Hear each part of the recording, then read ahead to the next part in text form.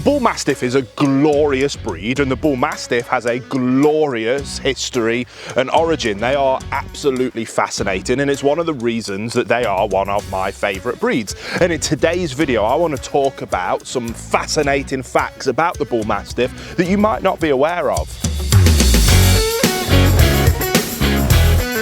Welcome back to the Atherton Bullmastiff show, and in this video we're going to be looking at some fascinating facts about the incredible Bullmastiff. So I'm going to hand you over to one of my breed experts who's going to break these things down for you right now. Number 1. The original gamekeeper's night dog was hardly recognisable as a Bullmastiff. In the 19th century, gamekeepers on England's sprawling country estates were tasked with the huge responsibility of seeing off poachers. Whether as a result of poverty, profiteering, or resentment of the wealthy classes, poachers would find their way onto estates and steal pheasants, deer, and other game to take home or sell in the cities. As they operated mostly at night, the gamekeeper's task was too difficult to do alone, and so a dog was developed. We might know of the classic ratio of 60% English Mastiff to 40% Old English Bulldog to make the Bullmastiff, but that specific ratio didn't come about until later, and in the meantime, gamekeepers simply bred quiet, powerful dogs to other wary and wily dogs, often using bloodhounds and other working dogs in the mix. They were almost certainly all black brindle for stealth reasons,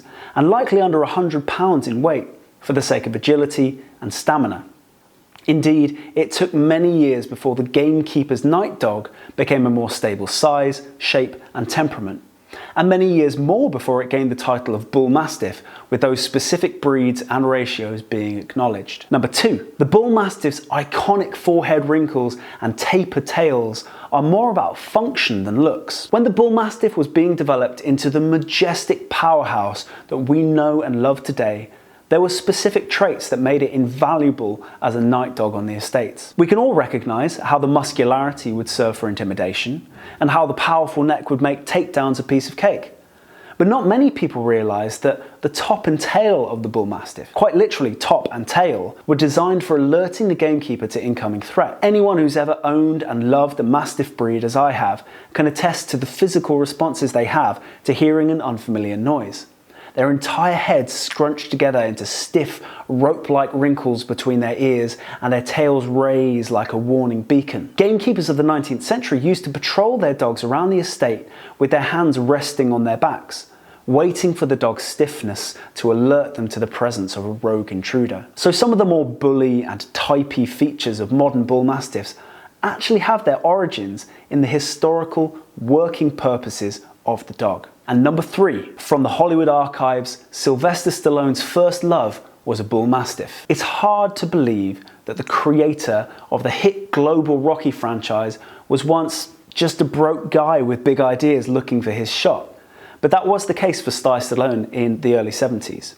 He lived in a tiny, grotty flat above a subway station and barely owned 2 changes of clothes. But he had the Oscar-worthy screenplay for Rocky in his pocket and man's best friend, a 2-year-old Bullmastiff called Butkus, at his side. Times got so rough for Stallone that he ended up having to sell his buddy for a measly $40 just to get by. It broke his heart, but allowed him finally to sell the Rocky screenplay to a production company, and within days he was begging at the doorstep of Butkus' new owners to have him back. He ended up forking out $15,000 to get Butkus back, but claims it was worth every penny to have the loyal beast alongside him once again. But it didn't stop there. To keep the Rocky budget in check, Stallone actually employed Butkus to play his on-screen canine buddy in the film, and the two of them became worldwide megastars, living with and loving each other unconditionally until Butkus passed away in 1981. According to Stallone, Butkus is still his desktop wallpaper. So I hope those amazing facts about the Bullmastiff absolutely blew your mind the way that they did me when I first learnt about them as well. If you enjoyed the video,